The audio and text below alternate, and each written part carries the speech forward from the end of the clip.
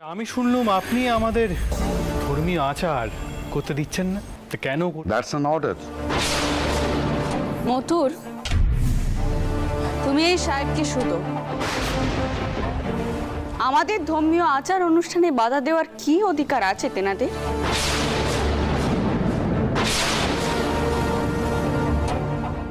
Ranima, it's a company rules.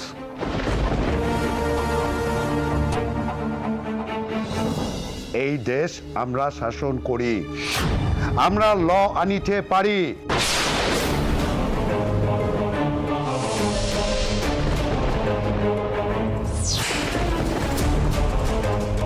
আপনারা যদি ল break করেন তা হইলে নালিশ হইবে। আচ্ছা সাহেব, এই নালিশের পর কি কি হতে পারে যদি বলতে পারেন তাহলে ভালো হয়।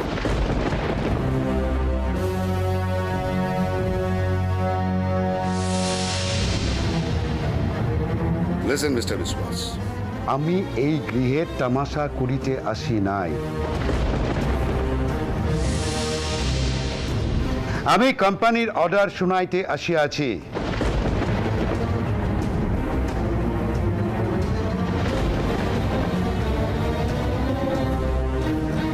আপনাদিগের লোকজন আমাকে কইয়াছে যে আপনাদের সহিত সরাসরি কথা কইতে, তাই আমি এখানে আসিয়া কোম্পানির অর্ডার শুনাইয়া গেলাম। Officer, let's go. দাঁড়ান সাহেব, দাঁড়ান। এমন করে এত বড় একখানা হুকুম শুলিয়ে দিয়ে চলে গেলেই হয় নাকি?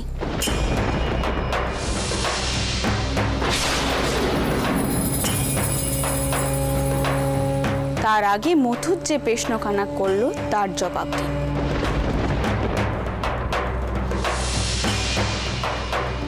হুকুম না মানলে নালিশ হবে। নালিশের পর কি হবে? কি সাজা? হোয়াট? আপনি কোম্পানির অর্ডার মানিবেন না? না, মানবো নে।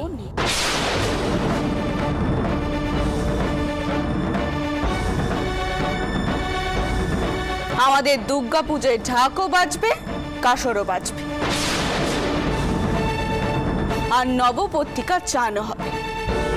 আমাদের মতো করেই হবে।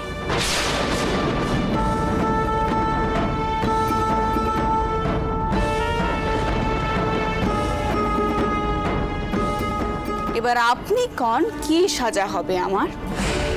আপনার অনেক বড় জরিমানা হইবে রানীমা।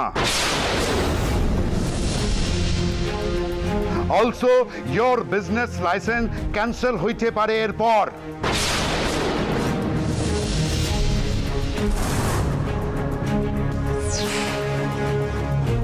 আপনি অ্যাজ এ ট্রেটার মার্কড হইয়া যাইবেন।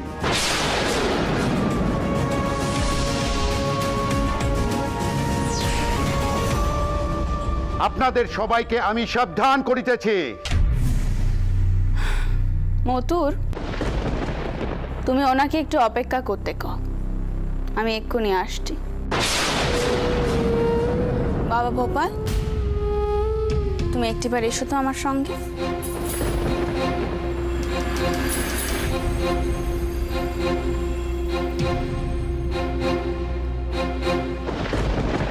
What's all this? এই প্রকার আচরণের মানেটা কি? Mr. Biswas. শুনলেন তো সাহেব, রানীমা আপনাকে অপেক্ষা করতে বলেছে। But why? আমি রানীমার কথা শুনিব কেন?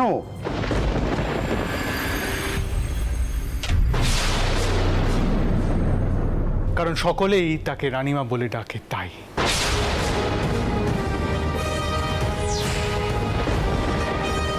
আমি তো তার হুকুম পালন করছি মাত্র। দেখুন, যতক্ষণ না রানীমা এসে বলছেন ততক্ষণ আমি আপনাকে এখান থেকে ছেড়ে দিতে পারি না।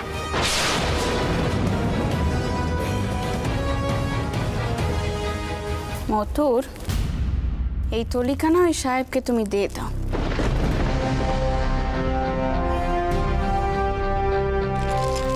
এতে 50 টাকা আছে।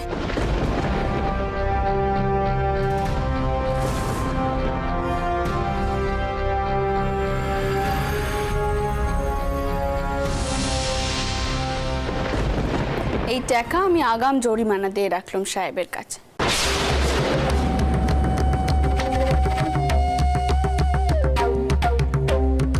কারণ কোম্পানির হুকুম তো আমরা মানব না।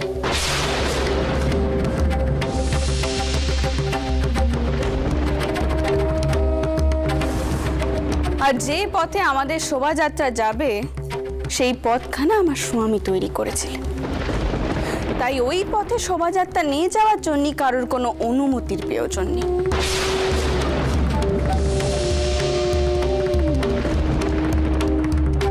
হ্যাঁ, আমাদের শব্দবাদ্যের জন্য যদি কোনো অসুবিধে হয় তাহলে তেনারা নালিশ করতেই পারে। তার জন্য আমি আগাম জরিমানাও দিয়ে রেখেছি।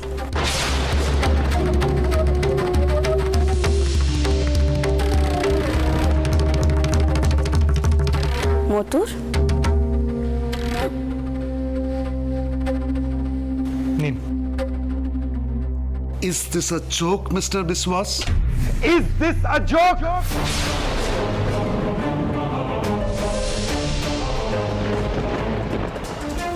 কোম্পানি বাহাদুরকে এত বড় ইনসাল্ট করার সাহস আপনারা করলেন?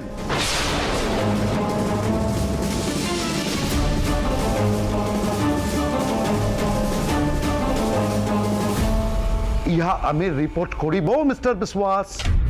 সে কি, জরিমানার টাকা আপনি নেবেন না? বেশ, তাহলে এখানেই জমা রইল। আপনার যখন ইচ্ছে হবে আপনি তখন নিয়ে নেবেন অফিসে। রানীমা কিন্তু জরিমানার টাকা আগাম দিয়ে দিলেন আন্দাজ মতন।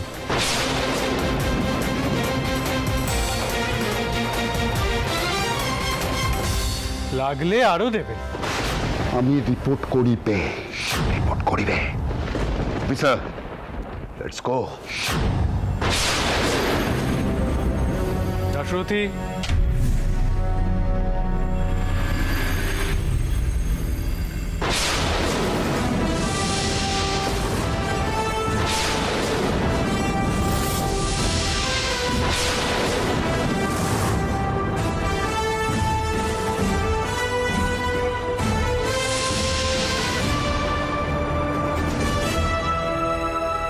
আরো বেশি ঢাকঢোল নে, তোমরা কলাবউ নাইতে নিয়ে যাও। মতুর, মল্লিক মশাইকে কও ওই পথ যেন তিনি আটক করে দেন। বেড়া দিয়ে যেন ওই পথ আটকানো হয়। আমাদের অনুমতি ছাড়া যেন কেউ ওই পথে ঢুকতে না পারে। আমিও দেখি এই দুর্গা পুজোয় কে বাধা দেয়।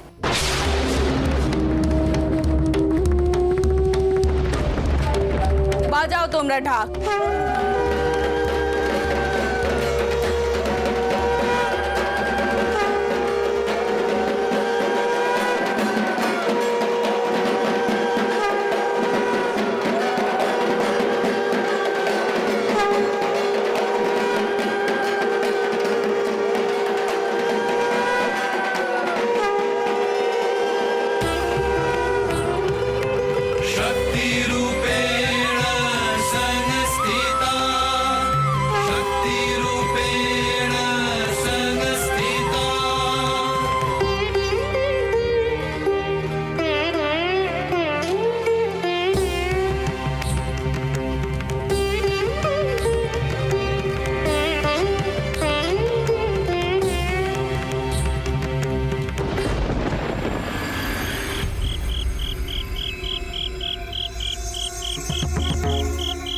এই শেকল শক্ত করে বাঁধো। এই শেকলটাও ভালো করে দেখে নাও। আর তোমরা শোনো, রানীমার বাড়ির লোকজন আর ঘোড়ার গাড়ি ছাড়া আর কেউ যেন এই পথ দিয়ে প্রবেশ করতে না পারে, মনে রেখো।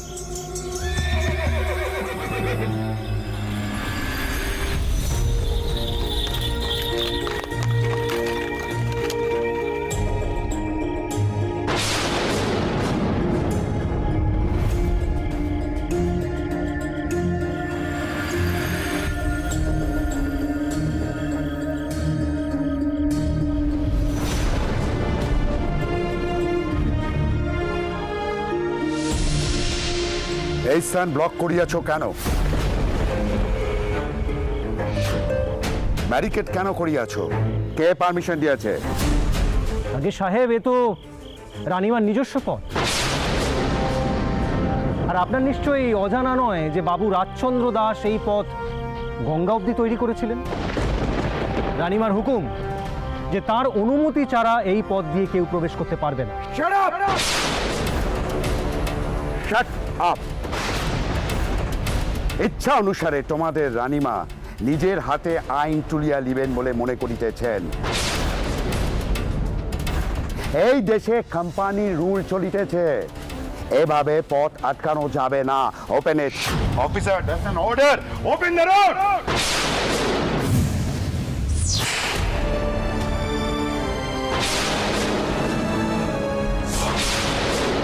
সাহেব, আপনার যদি দরকার হয় আপনি সেজবাবু অথবা রানীমার সঙ্গে কথা বলতে পারেন। আমরা সামান্য বেতনভুক কর্মচারী, তাদের হুকুম তামিল করি মাত্র। আর এই যে লেটেলদেরকে দেখছেন, এদেরকেও পরিষ্কার বলা আছে যে বাইরের কেউ যদি প্রবেশ করতে চায় তাহলে যেন তাদেরকে বাধা দেওয়া হয়। অফিসার্স, এই ব্যাপারে আমাদের এখনই রিপোর্ট করিতে হবে। That's not allowed! আগে সাহেব, রানীমা আমাকে বলে রেখেছেন যে তিনি আগাম জরিমানা দিয়ে রেখেছেন। দরকার হলে উনি আরো জরিমানা দেবেন, কিন্তু ওনার অনুমতি ছাড়া এই পথ কোনোভাবেই খোলা যাবে না। আপনি আমাকে ক্ষমা করবেন, আমি অপারগ। স্যার, চলিয়া আসুন। এই রানীকে যদি আমি শেষ না করিয়াছি, তোমরা আমার নেম চেঞ্জ করিয়া দিও।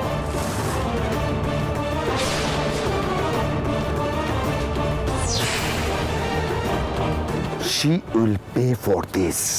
Understand?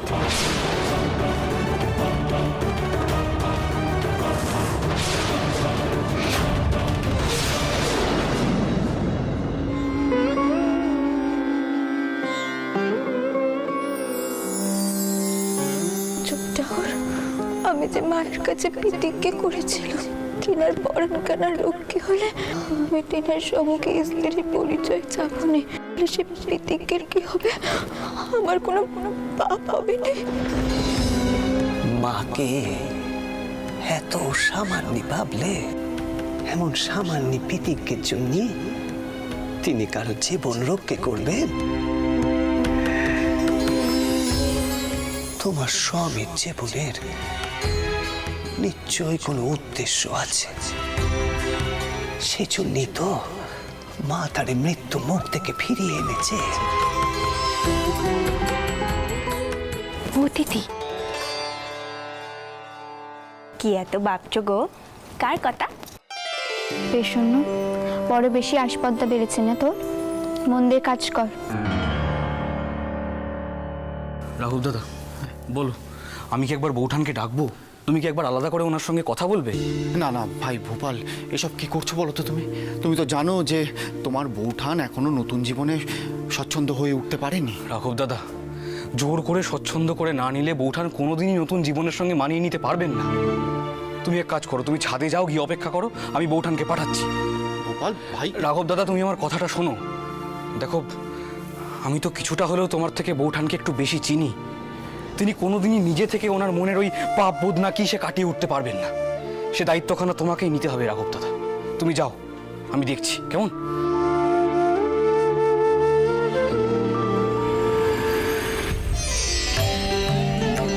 মা, কি হলো? কিছু কইবি?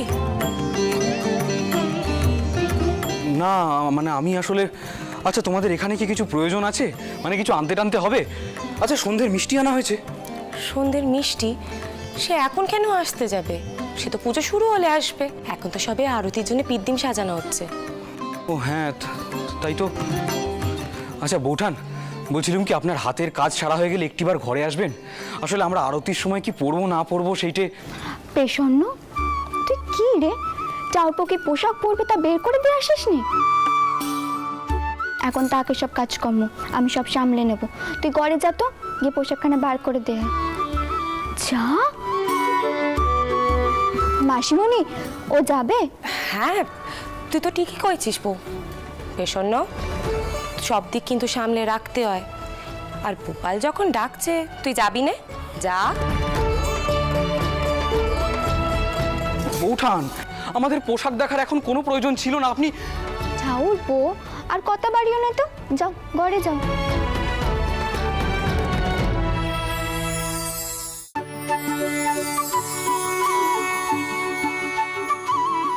কইছি আপনার কি কোনো কাণ্ডি জ্ঞান নেই? সত্যি আমার নির্লজ্জর মতো করে কেউ মার সম্মুখে গিয়ে আমাকে ডাক দেয়? চি চি চি চি চি চি, মা কি পাবলেন কোন দিকে নেই? সব বুঝেছেন, ঠিক ধরতে পেরেছেন। চাই বুঝেছেন। আচ্ছা, আমি কি তোমাকে আমার প্রয়োজনে এখানে ডেকে এনেছি? ও মা, তাহলে আবার কার প্রয়োজনে ডেকে আনলেন শুনি? শোনো প্রসন্ন, তুমি গিয়ে একবার বৌঠানকে বলো ছাদে যেতে। রাঘব দাদা একবার ওনার সঙ্গে কথা বলবেন। এ কি কথা করেছেন আপনি? আমি ঠিকই বলছি প্রসন্ন, রাঘব দাদার একবার বৌঠানের সঙ্গে কথা হওয়া প্রয়োজন। নইলে বৌঠান ওনার ওই পাপ বোধ সারা জীবনেও কাটিয়ে উঠতে পারবেন না। তুমি বুঝতে পারছো না, মা তো তাকে ছোট ঠাকুরের কাছেও নিয়ে গেলেন। তুমি বললে ছোট ঠাকুর তাকে নাকি সব বুঝিয়ে সুঝিয়ে বলেছে। কিন্তু তুমি বলো, তুমি কি ওনার মধ্যে কোনো পার্থক্য দেখেছো? সেই তো আগের মতো গম্ভীর হয়ে থাকছেন সবসময়। ভাই ভোপাল, তুমি এরকম পাগলামো করো না। দেখো আশেপাশে কিন্তু গুরুজনেরা আছেন। রাঘব দাদা, একটা একটা করে কিন্তু অনেক দিন চলে যাচ্ছে, এবার বড্ড দেরি হয়ে যাবে। কিন্তু দিদিকে এখন মণ্ডপ থেকে কোনোভাবে এখানে নিয়ে আসা সম্ভব নয়। আর আমি এমনিতেই একবার ধমক খেয়েছি দিদির কাছে, এখন আর আমার সাহস হবে না। প্রসন্ন, এই একটা ছোট্ট কাজ তুমি করতে পারছো না? তুমি সত্যি কোনো কম মেন নও। আচ্ছা, আপনি আমায় বকাবকি করছেন কেন কোন দিকে নি? আপনি দিদিকে যেন চেনেন না মনে হচ্ছে।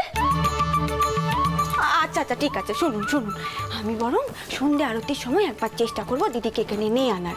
তখন বাজনা বাদ্যি হবে, লোকজন থাকবে চারিপাশে, ঠিক কোনো একটা কথা কইবার ভান করে আমি দিদিকে এখানে নিয়ে আসবো। তখন যা কইবার কুলে কইবেন, কেমন? আপনি তো আবার সব খুব ভালো করে করতে পারেন, কিন্তু আমি তো কোনো কম মেরি নই, তাই না? প্রসন্ন, ভোপাল, কি এত গোপন কথা হচ্ছিল শুনি? আর পেছনে আমার মুখ বার করলে কোথায় গেল? দিদমা, তুমি তো তোমার নাত বউদের একেবারে মাথায় করে রেখেছো। তাদের রাগ আর জেদ কিন্তু ইদানিং খুবই বেড়ে গেছে। বাবা ভোপাল, তুমি তো একেবারে তোমার বাপের মতো কথা কইছো। যেটা কাল আমাকে শুনতে হলো আমি আমার ছোট কুকিকে মাথায় করে রেখেছিলাম বলে তার রাগ আর জেদ এত বেশি। যাক, তোমাকে কিছু কইতে হবে না। বাবা রাগো, তুমি কও তো বাবা, ঠিক কি হয়েছিল?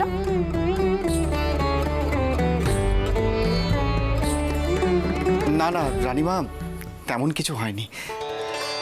আচ্ছা রাগো, কয়েকদিন ধরে কিন্তু আমি একখানা জিনিস লক্ষ্য করছি।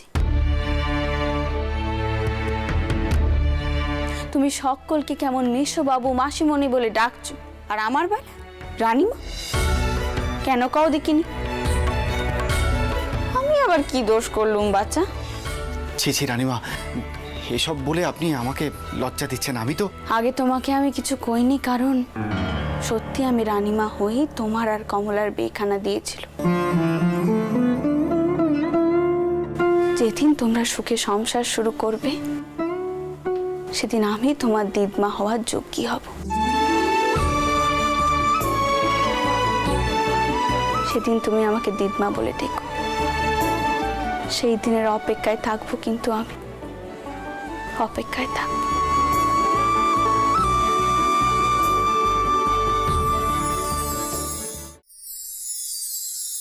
দিদমা, দিদমা, মল্লিক মশাই খবর পাঠিয়েছেন, বেড়া দেওয়ার কাজ হয়ে গেছে।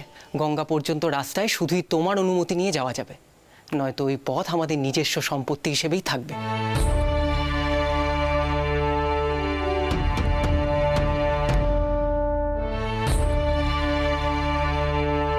তবে দিদমা,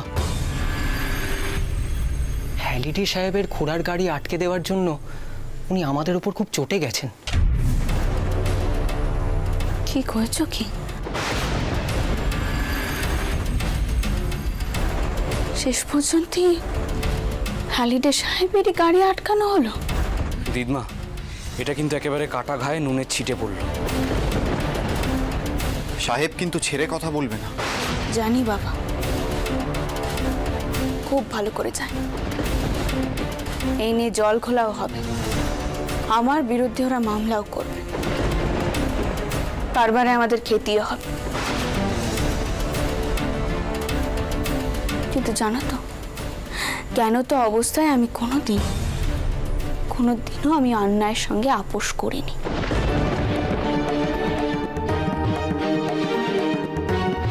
আলিডে সাহেবকে তো বুঝতে হবে তিনি আমাদের আচার অনুষ্ঠানে বাধা দিতে পারেন।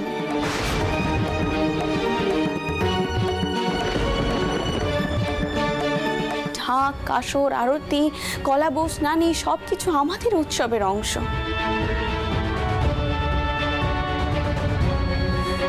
তেনারা এই দেশ শাসন করছে বলে তো আমাদের আচার অনুষ্ঠান বদলাতে পারেননি, কিছুতেই পারেন।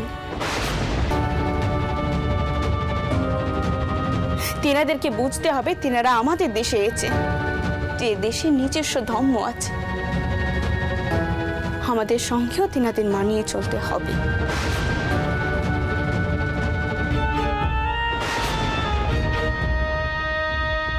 তেনারা একদিকে যেমন আমাদের কুপ্রথার বিরোধিতাও করেছে, আবার অন্যদিকে কিন্তু আমাদের ধর্ম নিয়েও কম ছেলে খেলা করেন। যাই হয়ে যাক না কেন, এর শেষ আমি দেখেই ছাড়ব।